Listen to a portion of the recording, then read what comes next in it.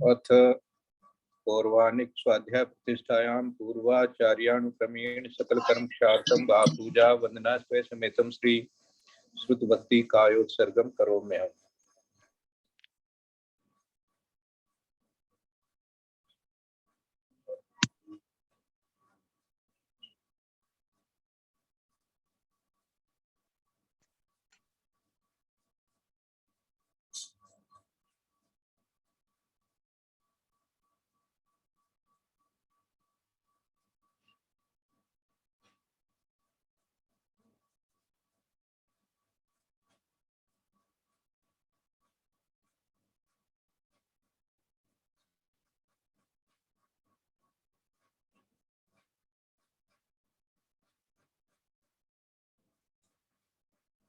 ओम नमः सिद्धेभ्यः ओम नमः सिद्धेभ्यः ओम नमः सिद्धेभ्यः। ओंकारं बिंदु संयुक्तं नित्यं ध्यायन्ति योगिनः कामदं मोक्षदं चैव ओंकाराय नमो नमः। अविरल शब्द घनोग प्रक्षालित सकल भूतल कलंका मुनिविरूपासित तीर्था सरस्वती हरतु नो दुरितम्। अज्ञानतिमिरान्धानां ज्ञानाञ्जनशलाकया चक्षुर्मीलितं येन तस्मै श्रीगुरुवे नमः। श्रीपरं गुरुवे नमः। परम्पराचार्य श्रीगुरुभ्यो नमः।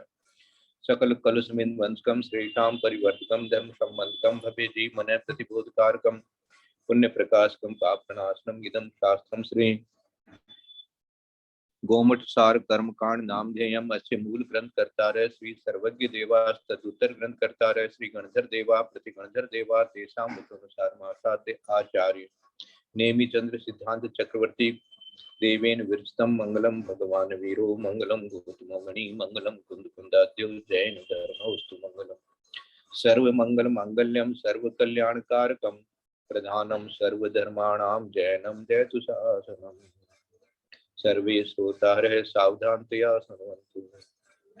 कोटिशतं द्वादशैव कोटि लक्षानशीतिस्त्रैधिकानि चैव पञ्चाशदष्टौ च सहस्रसङ्ख्याम् एतच्युतं पंचपदं नमामि। अर्हन्त भाषि अर्थं गणहर देवेहिं गन्धियं सम्मं प्रणमामि भक्तिजुक्तो सुदृढानुभवो महिं शिरसा इच्छां मन्ते सुधभक्ति कौशको तस्सालोच्यम् अंगोवंग पर्ण पाउडे परियमी सुध पड़माणी ओग पुवग चूलिया चेव सुतत्ते थुई दम्म कहानी सयानी चकालम अच्छेमी पूज्यमी वंदामी नमस्कामी दुखक्को कमक्को बोइलाओ सुगई गंधम समामरणम जनगुण संपत्ति मध्यम। अत पौर्वाणिक स्वाध्याय प्रतिष्ठायां पूर्वाचार्यानुक्रमेण सकल कर्म क्षार्थम वा पूजा वंदना स्वे समेतम श्री आचार्य भक्ति कायोत्सर्गम करोमि।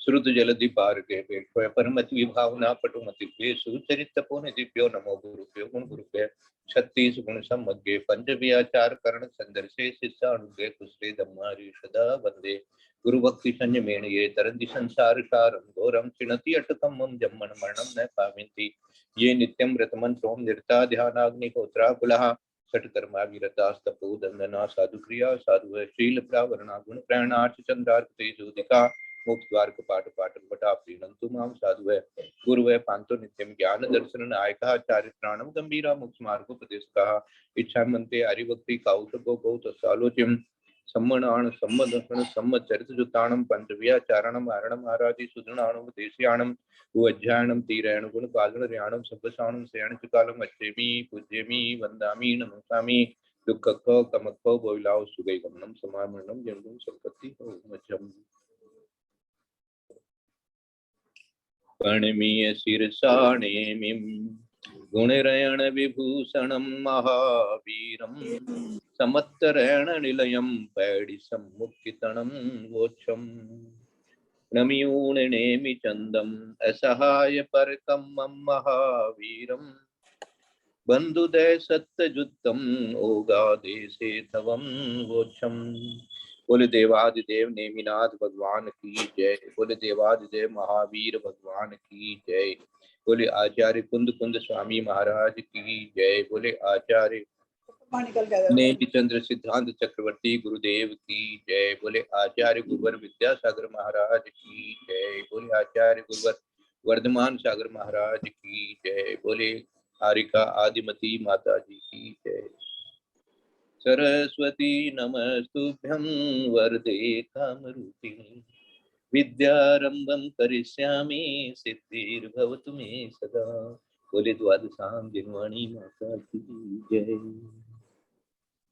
वंदना भैया जी, वंदना भैया जी। हाँ, वंदना भैया जी। बहुत बहुत आशीर्वाद सबके लिए। बहुत बहुत अच्छा है। अब थोड़ी हाँ आशीर्वाद सबके लिए, सबके लिए बहुत बहुत आशीर्वाद है सबके लिए। पापम क्षयतु दर्शन विशुद्धिर्भवतु धर्म वृद्धिर्भवतु शायद सम्यक भवतु आनंद भवतु। अब गाड़ी अपनी थोड़ी थोड़ी लाइन पर अच्छे से चल रही है, तो इसको और विषय भी राशि के एक बार समझाइएगा। है राशि कभी तक क्लियर नहीं। यही आज यही मेरा चिंतन चल रहा है। एक बार भैया जी इनके ना मीनिंग भी बता दीजिए। हाँ। ये तो समझ आ गया। वासु मान तो बादर पर्याप्त, वासु माने अपर्याप्त, और वर्धिष्ठियो माने सूक्ष्म प्राप्ति, और सुभाव माने वो अप्राप्ति। सुभाव माने सूक्ष्म प्राप्ति अप्राप्ति। जहन कालो मन जघन्य कालो। विवि आरो माने पढ़िए आप पहले गाथा की वाचना कर लीजिए, आप ही कर लीजिए। चलिए अच्छा करिए। पाशु तो पाशु वर्धिष्ठियो सुभाव सुभाव जहन कालो विपि भरो विपि जहन कालो शेषान मेवम वर्णीय वेदम। विजया दीदी आप उनको गाथा सुनाइए वापस, देखो कैसे बोलना चाहिए। जी प्रणाम भाई साहब, सादर वंदना, सभी को सादर प्रणाम। बासुप बासु वरट्टि दिवो सुबा असुबा पजहन कालो बीबी वरो बीबी जहन कालो शेषानमेवं वयनियमेदम्। वासुप बासु वर्ठिति ओ सुबा असुबा पजहन कालो। जितना जहां पर जैसे अब छंद जैसे पंडित जी साहब ने बताया था ना, वैसे वैसे लेकर के करेंगे तो और बढ़िया बोलेगा। ठीक है, चलिए इसकी संस्कृत भी मैं एक बार बोल देता हूँ ताकि आप लोगों को थोड़ा सा ज्ञान बढ़िया से बना रहेगा। और आज अपन मुख्य रूप से त्रैराशिक को अच्छी तरह से घोटेंगे, याद करेंगे, घोटेंगे, इस तरह से घोटेंगे कि कभी नहीं भूलेंगे। ऐसा मैं आपको कोशिश करूंगा बताने की। और हमारी सोनू दीदी इसमें संस्कृत में पढ़ो। संस्कृत हाँ पढ़िए जी, हाँ जरूर पढ़िए दीदी, जरूर पढ़िए। बासु वर स्थिति सुबा सुबाप जगन्य काल है बीबी वर बीबी जगन्य काल है शेषाणामेवं वक्तव्यमेतत्। हाँ बहुत अच्छा। अब वो जो सबसे पहले पढ़े थे, क्या नाम उनका, त्रिशला दीदी नाम है क्या? हाँ हाँ, आप जरा सा हिंदी पढ़िए तो। हाँ मैं पढ़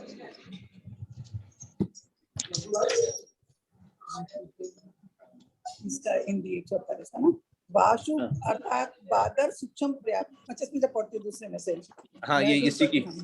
हाँ बादर पर्याप्ति व अपर्याप्त। सूक्ष्म पर्याप्त नहीं पर्याप्त। बादर पर्याप्त व अपर्याप्त। सूक्ष्म पर्याप्त बादर पर्याप्त व अपर्याप्त। हाँ। तो बादर कहाँ से शब्द आया? बा से बादर आ गया। बहुत अच्छा। अच्छा, और पर्याप्त शब्द कहाँ से, ये पर्याप्त शब्द कहाँ से आता है? पैसे आता है, पैसे पर्याप्त शब्द आता है। अब सु शब्द के लिए क्या आगे आएगा? सूक्ष्म पर्याप्त, और फिर अपर्याप्त भी दिया है वहां पे। तो बासु पे, बा मानी बादर, सु मानी सूक्ष्म, पे मानी पर्याप्त। फिर बादर सु अह, तो बादर, सूक्ष्म और अ मानी अपर्याप्त, ये तीनों का आपको अच्छी तरह अर्थ आ गया।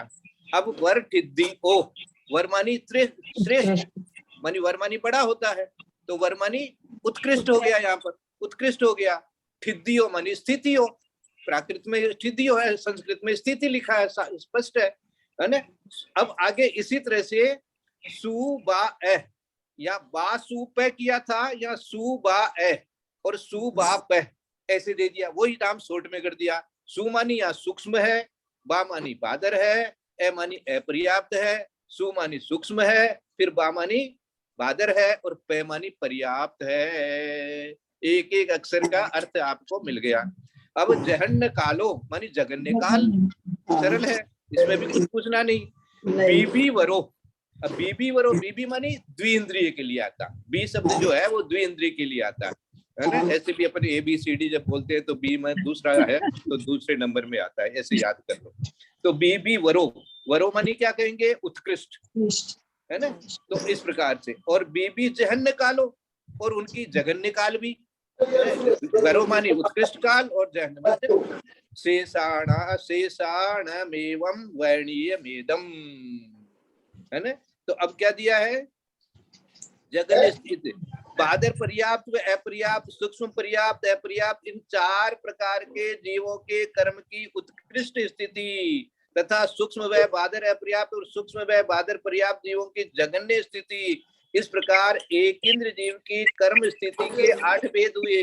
अब द्विइंद्रिय के पर्याप्त अपर्याप्त तथा इन दोनों के जगन्य उत्कृष्ट, इस प्रकार स्थिति के 4 भेद द्विइंद्रिय संबंधी जानना। वर्णीय मेदम मानी वक्तम मेतन मानी ऐसा वक्तव्य है, वक्तव्य मेतत मानी ऐसा वक्तव्य है, मानी इस प्रकार से जान लेना। और शेषाणा मानी शेष के लिए भी इसी प्रकार से जान लेना। जैसे हमने एक इंद्रिय लिए कहा, 2 इंद्रिय के लिए कहा, बाकी चीजों के लिए भी 3 इंद्रिय 4 इंद्रिय आदि के लिए शेषाणाम कह करके ऐसा बता दिया। समझ में आ गया क्या? हाँ भैया जी, समझ में आ गया। बहुत अच्छा, धन्यवाद आपको। अब आज के लिए जो सबसे बड़ा लेसन है वो है, तो भाई साहब ये वे नी ये मेदन माने जान लेना है? क्या पूछ रहे? मेदन माने जान लेना। कृपया एक बार में एक जना बोले, बाकी लोग म्यूट रख ले। में वेदम वर्णीय मेदम, वर्णीय मेदम व्यक्तम में तत्, संस्कृत भी है कि नहीं आपके पास में? हाँ मेरे पास है वक्तव्य। हाँ, तो व्यक्तव्य में तत् ये दिया, वक्तव्य में तत् मानी ऐसा वक्तव्य है, ऐसा वक्तव्य जानना। इदम ऐसा, ये इदम, इदम मानी ये होता है, तो यह यहाँ ये जानना। तो इस प्रकार स्थिति के ये भेद संबंधी जानना है मेतक। हाँ, ये इतना वक्तव्य मेतक जानने के लिए दिया है। ठीक है। मेरा प्रश्न था, ये बासु आ और सुबा अ, इसमें क्या क्या क्या फर्क है? दोनों का सिर्फ क्रम चेंज किया है। बस, कोई फर्क नहीं है, क्रम चेंज किया, बिल्कुल यही बात है, एकदम यही बात है। तो दोनों का एक ही होगा ना फिर, मतलब? हाँ, मतलब एक ही है, तो दिया ना नीचे, बादर पर्याप्त अपर्याप्त, सूक्ष्म पर्याप्त अपर्याप्त, इस प्रकार 4 हो गया ना, यही तो दिया है। और उत्कृष्ट के लिए दिया और जगन्य के लिए दिया, इसलिए 2 बार दिया, 2 बार दिया, उत्कृष्ट के लिए भी दिया और जगन्य के लिए दिया, इसलिए फिर 8 भेद कर दिया ना इन्होंने, इसलिए एक इंद्रिय। अब आज जो आपको प्रमाण राशि, फल राशि, इच्छा राशि है, ऐसे ये सब क्या है? ये राशि मानी रुपया पैसा होता है अपने यहाँ तो, है? इतनी राशि, इतनी राशि। तो ये 3 शब्द आपको थोड़े से याद करने चाहिए, फिर भी कोई बात नहीं है। आपके पास में 145वीं गाथा का अर्थ है विशेषार्थ, उसको निकालो। 145वीं गाथा। अब देखो, सुनो कि अब मिथ्यात्व कर्म की उत्कृष्ट स्थिति पंचेंद्रिय संगी पंचेंद्रिय के लिए कितनी बताई गई है? 70 कोड़ाकुड़ी बताई गई है, 70 कोड़ाकुड़ी बताई गई है। और जो एकेंद्रिय जीव है उसके लिए उत्कृष्ट स्थिति कितनी बताई गई है? एक सागर प्रमाण। एक सागर। ये दो बात अपने को मालूम बताई गई है ना। जैसे कहते हैं ना भाई, अपने जैसे उदाहरण बनाए थे ना भाई, 50 रुपए में इतनी चीज आती है तो 100 रुपए में कितनी आएगी या 10 रुपए में कितनी आएगी, वो जैसा फार्मूला करते हैं ना, उसी तरह से यहाँ त्रैराशिक राशि को कोई चिंतन में लाना।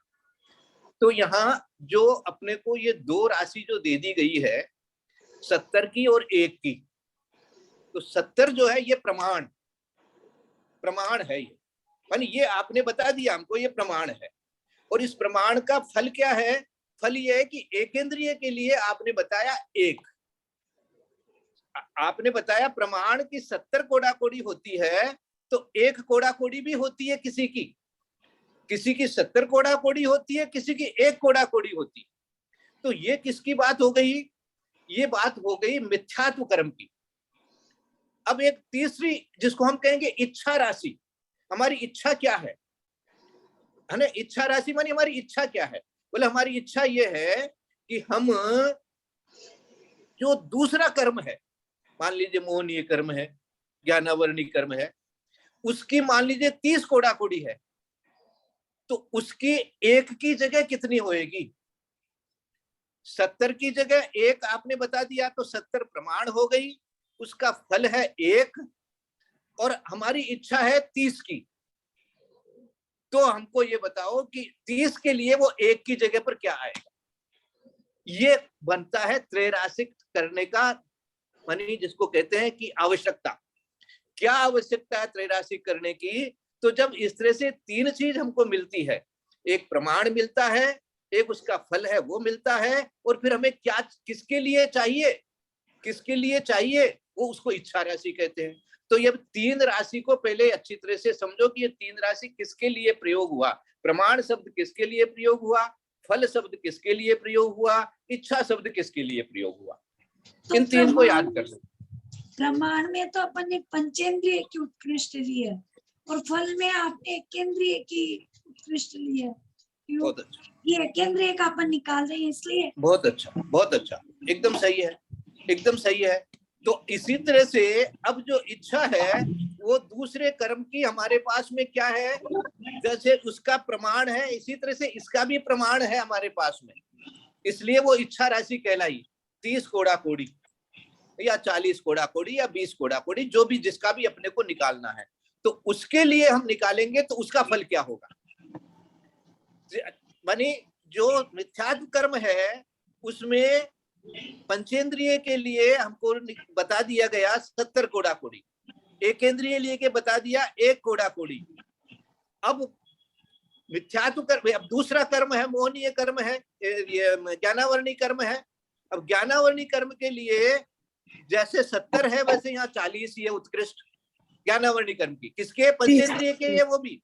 और अब एकेंद्रिय की हमको मालूम नहीं है, एकेंद्रिय के लिए निकालना है। तो जो उत्कृष्ट है वो पंचेंद्रिय के लिए होती है, जैसे 70 कोड़ा कोड़ी मोहनीय की पंचेंद्रिय के लिए होती है, ऐसे ही जो 40 कोड़ा कोड़ी है वो ज्ञानावरणी की इसके लिए होती है। तो अब एकेंद्रिय की कितनी होगी ये हमको निकालना है। तो ये एकेंद्रिय की निकालने के लिए हमारे पास में ये 3 संख्या अवेलेबल है। वो 3 संख्या अवेलेबल जो है, इनके नाम अपन ने शास्त्रों के अनुसार दिए हैं। पहली का नाम प्रमाण राशि, दूसरी का नाम फल राशि, और जिसके लिए निकालनी है उसका इच्छा राशि। अब मैंने ये थोड़ा सा आपको स्टार्ट किया है, अब आपको इसको रिपीट करो, आपको समझ में आए कि नहीं आएगा यहाँ तक। प्रमाण राशि तो ये है जो उत्कृष्ट है, सबसे उत्कृष्ट 70 कोड़ा कोड़ी है मोहिनी कर्म की स्थिति, तो वो तो होगी प्रमाण राशि। और लेकिन वो होगी पंचेंद्रिय जीव की संग पंचेंद्रिय जीव की हो गई। तो फिर उसके बाद में सबसे कम जो होगी वो एकेंद्रिय जीव की होगी, वो भी 1 सागर है ना। उसके बाद में हमें जो भी निकालनी है उसको होगी इच्छा राशि। जिसकी निकालनी है, किसकी निकालनी है, जो भी निकालिए नहीं, जिसकी निकालनी है, जिसकी निकालनी है वो किसकी निकालनी है? 40 कोड़ा कोड़ी सागर वाले की उत्कृष्ट वाले कर्म की निकालनी है। हाँ, उसका फल निकालना है।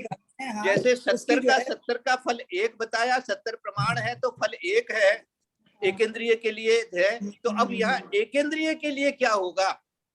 तो अगर 40 सागर 30 सागर 30-20 सागर है तो एक इंद्रिय के लिए क्या होगा, जो हमें प्रमाण निकालना है, उसका उत्तर निकालना है, तो उत्तर हमें निकालना है, उसका उत्तर निकालना है। तो कैसे उत्तर निकालने के लिए हमने क्या किया है, 1 इंटू कैसे निकलेगा ये भाई साहब? प्रमाण राशि तो 70 कोड़ा कोड़ी होगी, प्रमाण राशि तो 70 कोड़ा कोड़ी होगी। बिल्कुल। फल राशि जो एक सागर है, जैसे जितनी भी है वो निकालना है जिसका, और इच्छा राशि हम किसकी निकाल रहे हैं। बहुत बढ़िया, बहुत बढ़िया। जिसकी निकालनी है उसकी निकालनी है, और निकालनी क्या है वो अभी अपने को पता नहीं है। क्या निकालनी है? एक इंद्रिय की उत्कृष्ट निकालनी है, एक इंद्रिय की उत्कृष्ट निकालनी है।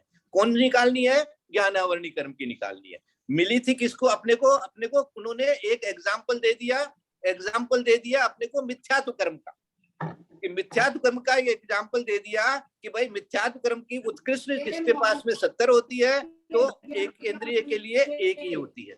तो उसी तरह से इसकी भी निकालो, यदि उत्कृष्ट 40 है तो पंचेंद्रिय की 40 है तो एक इंद्रिय की कितनी होगी, ये इसलिए एक की निकालनी। भैया जी, हाँ, प्रमाण राशि तो नानावरण और 10नावरण की तो उत्कृष्ट स्थिति 30 कोड़ा कोड़ी सागर 30 है, कोई बात नहीं, मैं 40 बोल दिया था, वो गलती है, ठीक है, कोई बात नहीं, 30 है, 30 नहीं, लेकिन भाई साहब प्रमाण राशि तो हर समय 70 कोड़ा कोड़ी तो होगी, उसको अपन 30 से फिर प्रमाण थोड़ी मानेंगे। सुनो, 30 का तो निकालेंगे ना। हाँ, वही मैं बोल रही हूँ। तो प्रमाण तो ज्ञानावरणी के निकालने के लिए प्रमाण राशि 70 से ही निकलेगी। हाँ, 70 कोड़ा कोड़ी रहेगी। हाँ, वही मैं बोल रही हूँ। आप जो बोल रही है सुनती जी, ये थोड़ा ये तो एक फिर कंफ्यूज कर गए आप, फिर कंफ्यूज कर गए। देखो, फिर से ध्यान से सुनो। अपने को उन्होंने मिथ्यात्व कर्म का एग्जाम्पल सेट किया है, एक एग्जाम्पल दे दिया। ये एग्जाम्पल है। क्या एग्जाम्पल है? कि भैया मिथ्यात्व कर्म की यदि किसी की उत्कृष्ट 70 होती है तो एक इंद्रिय की उत्कृष्ट 1 होती है, ठीक है ना?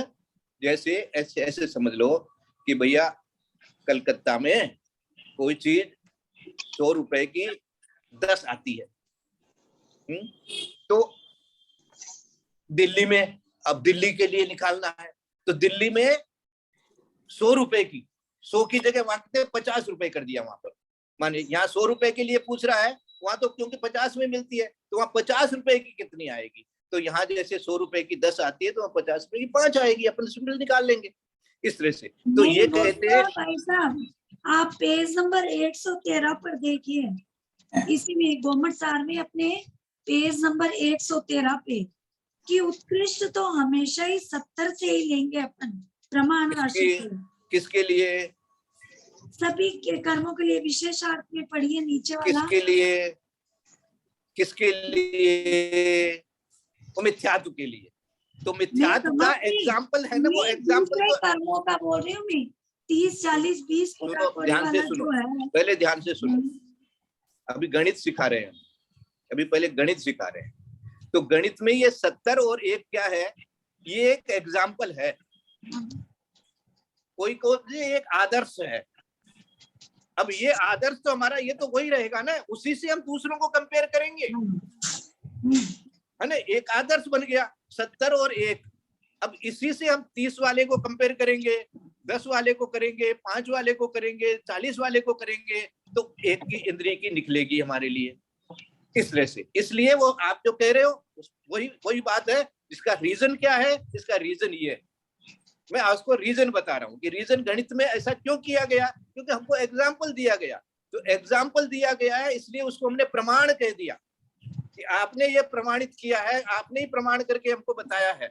इसके लिए हमको पता नहीं था, आपने बताया, इसलिए ये प्रमाण है कि 70 कोड़ा कोड़ी जिसकी उत्कृष्ट स्थिति होती है उसका फल हम एक इंद्रिय के यदि लगाए तो 1 सागर मिलता है, उसका फल 1 सागर ही मिलता है। क्योंकि हमको भी निकालना उसी तरह से है ना। तो यहाँ पर यदि उत्कृष्ट इच्छा राशि हमारी आप 40 कर दोगे या 30 कर दोगे तो 1 की जगह कितना फल मिलेगा? तो ये 30 चौथी नंबर की जो फल है वो हमको मालूम नहीं है। तो 3 चीज अपने पास में है, 70 है, 1 है, 30 है या 40 है जो भी है, और उसका अपने को निकालेंगे तो वो 3/7 उत्तर निकलता है अपने को। अब उसका फार्मूला देखो, ये फार्मूला याद करो। ये क्या कहते हैं, फल राशि को इच्छा राशि से गुणा करने पर जो प्रमाण आया उसका विवक्षित कर्म की उत्कृष्ट स्थिति में भाग देने पर जो लब्ध आवे उतने प्रमाण उत्कृष्ट स्थिति एक इंद्रिय जीव की बनती है। अब करना क्या है, क्योंकि ये प्रमाण राशि और फल राशि तो अपने को मिली हुई है, इच्छा राशि मिली हुई है, तो ये कहते हैं कि त्रैराशिक निकालने के लिए जो फल राशि है एक, उसको हमारी जो इच्छा है उससे तो गुणा करो। हाँ, कि क्या इच्छा है, 30 के लिए इच्छा है मान लीजिए, तो 30 को 1 से गुणा करो, ये तो ऊपर रखो, और नीचे क्या रख दे, जो आपने प्रमाण दिया है वो नीचे रख दो, तो प्रमाण राशि को नीचे रख दो। तो कह दिया कैसे, इसकी भाषा क्या बनी कि फल राशि को इच्छा राशि से गुणा करने पर फल राशि 1, इच्छा राशि 4 या 3 जो भी आपको लेना ले लो, और नीचे क्या आ जाएगा, उसका विवक्षित कर्म की उत्कृष्ट स्थिति में 30/70 करेंगे तो 0 कट गया, 3/7 आ गया। हाँ, वो 30 हुआ ना? हाँ हाँ 40 का करेंगे तो 40/70 तो 4/7 आ जाएगा। हाँ बिल्कुल वही कह रहे हैं। तो हाँ, देखो 20 का करेंगे तो 20/70 तो 2/7 आ जाएगा। हाँ वन्ना भैया जी, एक हाँ। सागर तो हमने एक इंद्रिय के लिए लिया ना, तो फिर 2 इंद्रिय 3 इंद्रिय के लिए भी ऐसे भी अलग अलग होगा। तो 2 इंद्रिय का 2 सागर ले लेंगे ना फल राशि में, 2 ले लेंगे। Very good very good very good. 2 इंद्रिय के लिए 25 सागर लेना पड़ेगा। बिल्कुल। अब आप इसको जब पढ़ोगे, ये विशेषार्थ आप जब पढ़ोगे 145 का, तो आपको ये फार्मूला ज्ञान में आने लग जाएगा और इसका उत्तर यहाँ से मिल जाएगा। मैं आपके लिए इसको पढ़ता हूँ, मैं इसके आपके लिए एक बार पढ़ता हूँ। 145 का विशेषार्थ ध्यान से सुनते रहना है। त्रैराशिक को मैं आपके दिमाग में सेट कर देना चाहता हूँ हमेशा के लिए। यद्यपि थोड़ी देर बाद भूल भी सकते हैं, लेकिन फिर वापस जब पढ़ेंगे तो जल्दी याद कम से कम आ जाएगा मेमोरी में, यदि सेट हुआ होगा तो। और सेट ही नहीं हुआ तो फिर गड़बड़ हो जाएगी। सुनो, 70 कोड़ा कोड़ी सागर प्रमाण। हाँ, लेकिन ये तो पंचेंद्रिय सैनी का है ना, ये सब जगह पे लगाना पड़ेगा। 1 मिनट पढ़ लेते हैं, फिर बाद में आप पूछेगा। हाँ सुनो, है ना, सुनते जाओ, है ना। सुनने से हो सकता है आपको जो भी कुछ शंका है वो भी एक बार निकलने लग जाएगी, दिमाग से आ जाएगी आपके समझ में। 70 कोड़ा कोड़ी सागर प्रमाण उत्कृष्ट स्थिति वाला मिथ्यात्व कर्म एक इंद्रिय जीव के एक सागर प्रमाण बंधता है। मानी जो भी कोई कर्म 70 कोड़ा कोड़ी उत्कृष्ट बंधता होगा वो पंचेंद्रिय के लिए बनता है। अब किसके लिए बनता है ये यहाँ पर प्रश्न नहीं है। प्रश्न ये कि जहां 70 कोड़ा कोड़ी उत्कृष्ट बनता हो तो एक इंद्रिय के लिए 1 कोड़ा कोड़ी बनता है। ये हम आपको प्रमाण दे रहे हैं। तो अपन जानते हैं कि भाई 70 कोड़ा कोड़ी पंचेंद्रिय के लिए बनता है, तो वो ठीक हो गया, तो ये प्रमाण बन गया। और 1 कोड़ा कोड़ी एक इंद्रिय के लिए, तो अपने को तो एक इंद्रिय के लिए आगे की बात करनी है, इसलिए एक इंद्रिय जो है वो क्या अब आगे बताएंगे। तो 40 व 30 व 20 कोड़ा कोड़ी सागर प्रमाण उत्कृष्ट स्थिति में कितनी बांधेगा। अब ये 40 के लिए क्यों पूछ रहे हैं, 30 के लिए क्यों पूछ रहे हैं? बोले कोई कर्म ऐसा भी है जिसकी उत्कृष्ट स्थिति 70 है ही नहीं, उत्कृष्ट स्थिति ही 40 है, तो उसके लिए कितना आएगा? आपने 70 वाले के लिए तो 1 बता दिया एक इंद्रिय के लिए, लेकिन यदि कोई कर्म की उत्कृष्ट स्थिति 40 ही है, 30 ही है, तो उसके लिए भी क्या 1 सागर हो जाएगा क्या एक इंद्रिय के लिए? बोले नहीं, एक इंद्रिय के लिए कैसे होगा, ऐसे निकालो। 40 व 30 और 20 कोड़ा कोड़ी सागर प्रमाण उत्कृष्ट में कितना बंधेगा? तो यहाँ प्रमाण राशि 70 कोड़ा कोड़ी सागर, फल राशि 1 कोड़ा कोड़ी सागर, और इच्छा राशि विवक्षित कर्म की, मानी विवक्षित कर्म मानी आपको जिसकी भी निकालनी है, ज्ञानावरणी की निकालनी है, मोहनीय की निकालनी है, तो उसको विवक्षित शब्द करके कह दिया। मानी विवक्षित कर्म की 30, 40 अथवा 20 कोड़ा कोड़ी सागर आदि प्रमाण जितनी उत्कृष्ट स्थिति है सो जानना। अब कैसे करने तरीका क्या है? फल राशि को इच्छा राशि से गुणा करने पर है, माने 30 को 1 से गुणा करने पर जो फल प्रमाण, राशि एक सागर होगा या एक कोड़ा कोड़ी सागर? एक सागर है ना? जी हाँ, ये गलत नहीं है क्या? ये एक कोड़ा कोड़ी सागर थोड़ी होगा, एक एक सागर सागर। है ना? हाँ है, यहाँ हाँ एक ये सागर। तो पहले कटवा के कराया हुआ एक- था। एक सागर ही हाँ, तो है। ये एक कोड़ा कोड़ी नहीं होगा ना, एक सागर ही होगा ना। हाँ, एक मात्र सागर ही एक, है। मात्र एक। हाँ वो अपन ने देख लिया था, ये जो एक कोड़ा कोड़ी यहाँ लिखा ना, लिखा के नहीं, एक सागर ही लिखा हुआ हमारे में तो।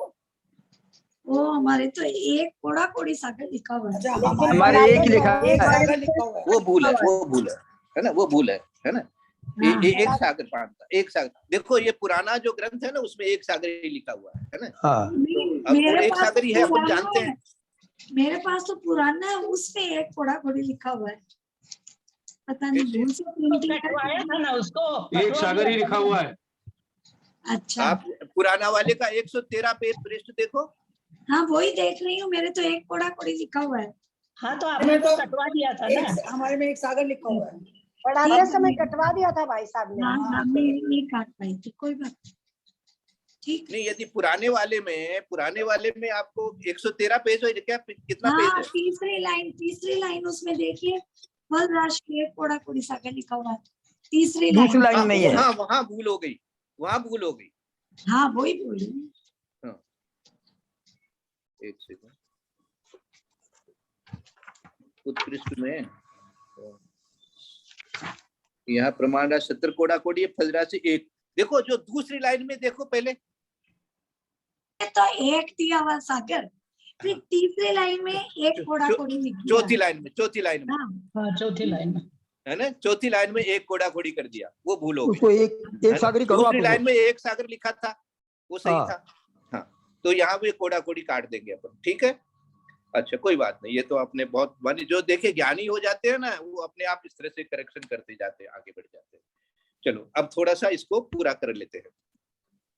अब आ गया आपको कि यहाँ प्रमाण राशि 70 कोड़ा कोड़ी सागर, फल राशि 1 सागर और इच्छा राशि विवक्षित कर्म की 30, 40 या 20 कोड़ा कोड़ी सागर आदि प्रमाण जितनी उत्कृष्ट स्थिति है जाना। अब फल राशि को इच्छा राशि से गुणा करने पर, अब ये फार्मूला आपको याद करना पड़ेगा कि फल राशि को इच्छा राशि से गुणा करना है, जिसकी निकालनी है उसकी, और उधर का फल क्या है तो उसको, दोनों को तो गुणा कर लो और जो प्रमाण है उसका भाग दे दो। देखो तो फल राशि को इच्छा राशि से गुणा करने पर जो प्रमाण आया उसका विवक्षित कर्म की उत्कृष्ट स्थिति में भाग देने पर जो लब्ध आवे उतने प्रमाण उत्कृष्ट स्थिति एक इंद्रिय जीव की बंधती है। इस प्रकार त्रैरासिक विधि से 40 कोड़ा कोड़ी सागर प्रमाण बंधने वाली 16 कसायों की जो स्थिति है उसमें एक इंद्रिय की उत्कृष्ट स्थिति एक सागर के 4/7 भाग प्रमाण बंधती है। सही है, ठीक है। इसमें उनको ये लिखना चाहिए था कि प्रमाण सही है। राशि का भाग देना है, ऐसे और स्पष्ट कर देना चाहिए था। तो मैंने जो बीना दीदी आपको भेजेगी, अभी बीना दीदी जो भेजेगी उनको मैंने वो अच्छे से बना करके दिया है, वो आपको भेजेगी। उसमें मेरे ख्याल से या तो भेज दिया होगा या भेजेगी ग्रुप के अंदर में, उसमें आपको समझ में आ जाएगा कि फल राशि इंटू इच्छा राशि डिवाइडेड भाई उत्कृष्ट स्थिति, बाई प्रमाण राशि। इसी ग्रुप में आएगा कि कौन सा ग्रुप आ में गया आएगा? आ गया दीदी, आ गया है, सारे ग्रुप में इसी आएगा। में आ गया है, आ गया, देखो दीदी बोल रही आई गया। आ गया भाई मेरे में साहब, तो- आ गया है। हाँ। मैं उससे जुड़ी हुई नहीं होंगी, मेरे में नहीं आया है, मुझे देख जोड़ ली। देंगे। अच्छा कोई बात नहीं, ठीक है, आपको जोड़ देंगे, ठीक है। अच्छा ये फार्मूला अब आपको याद रखना पड़ेगा कि फल राशि को इच्छा राशि से गुणा करो और दोनों के गुणा जो आवे उसको प्रमाण राशि से भाग दो। ये फार्मूला तो हाँ, अब समझ आ गया एकदम अच्छे से। इच्छा राशि, फल राशि, प्रमाण राशि, 3 बातें हैं। जी हाँ, जी हाँ।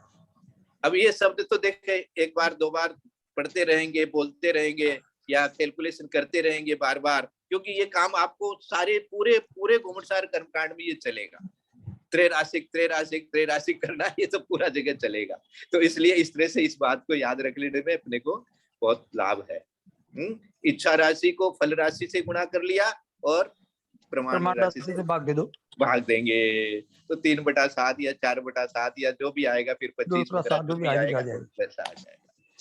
ये मैंने आपको आज शॉर्ट में समझाया है। इसको अब इसको आगे पढ़ करके दे देता हूँ आगे, ताकि पूरा हो जाएगा, इससे आपको समझ में आ जाएगा। तो ये हो गया। ये इसी त्रैराशि ये अपन प्रमाण राशि जो है वो कोड़ा कोड़ी सागर है और फल राशि केवल सागर है। तो अपन उसको मल्टीप्लाई डिवाइड करते समय एक कोड़ा कोड़ी सागर को और सागर को कैसे ले सकते हैं? तो सागर को कोड़ा कोड़ी करना पड़ेगा या कोड़ा कोड़ी को सागर कर, सुनो एक यूनिट में करना पड़ेगा ना। सुनो ऊपर क्या आया, 1 × 40 कोड़ा कोड़ी, वहां कोड़ा कोड़ी है, 40 में कोड़ा कोड़ी है। हाँ। समझे आप? और नीचे 70 में भी कोड़ा कोड़ी है। हाँ। तो 40 कोड़ा कोड़ी, नीचे 70 कोड़ा कोड़ी है, तो 4/7 बच गया। हाँ, 4/7, ठीक। और 4 को 1 से गुणा किया, वहां सागर ही है, तो उत्तर क्या निकलेगा? 4/7 सागर। सागर निकलेगा। 4/7 सागर उत्तर निकलेगा। क्यों 4/7 कोड़ा कोड़ी सागर नहीं उत्तर निकलेगा, 4/7, क्योंकि एक इंद्रिय की निकालनी है अपने को, छोटे वाले कर्म की, छोटे वाली जिसकी संख्या मानी मोहनीय कर्म की निकालनी है, मान लीजिए ज्ञानावरणी की निकालनी है ना, उसकी तो मानी एक कोड़ा कोड़ी एक सागर से भी कमती रहेगी ना। तो एक सागर से कमती का मतलब कितना हो गया? बोले 4/7। 4/7 मानी 4 का 7वां हिस्सा। 4 का 7वां हिस्सा, 4 का 7वां हिस्सा कितना होता है? करीब करीब आधा हो जाता है, करीब करीब आधा हो जाता है ना। 4 का 8वां हिस्सा करते, 4/8 करते तो आधा 1/2 हो जाता। तो 4 का 7वां भाग मानी करीब करीब आधा हो गया। तो यहाँ पर एक इंद्रिय का करीब करीब आधा बनेगा, क्योंकि वहां 70 था और 70 यहाँ 40 ही है। तो जैसे 70 का 40 करीब करीब आधा है, तो ऐसे ही वहां 1 की जगह आधा आ जाएगा। ये गणित अपने आप अपने को समझ में आ गई। इसलिए 30 का 3/7 हो जाएगा, वो आधा से भी कम हो जाएगा। 3 का 7वां भाग, 30 मान जैसे 30 का 7वां भाग कितना आ जाता है? 30 को 7 से भाग देवे तो 4 ही आ जाता है, मानी और कमती हो जाता है। तो इस तरह से, हाँ, तो इस तरह से आपको ये गणित कम से कम करना सीख लो, गणित कैसे की जाती है, क्योंकि घुमटसार कर्मकांड पढ़ने में अपन गणित करना भी थोड़ा थोड़ा सीखने लग जाएंगे। इसलिए मैंने ये त्रैराशिक को आज खूब अच्छे से सबके लिए चिंतन किया, सबको आपको अच्छी तरह से समझ में आया हो, तो मुझे बहुत इसका, जिसको कहते हैं कि बड़ा संतोष है, मुझे बहुत संतोष है कि आप लोगों ने इसको पूरा समझ में आ गया। नहीं आया तो आ जाएगा। लेकिन भैया जी एक बात बताइए, ये अगर 2 इंद्रिय की निकालेंगे तो उसमें हमें क्या करना पड़ेगा? अगर 2 इंद्रिय की निकालेंगे तो क्या करना पड़ेगा? चलिए मैं पढ़ता हूं, आगे सबके लिए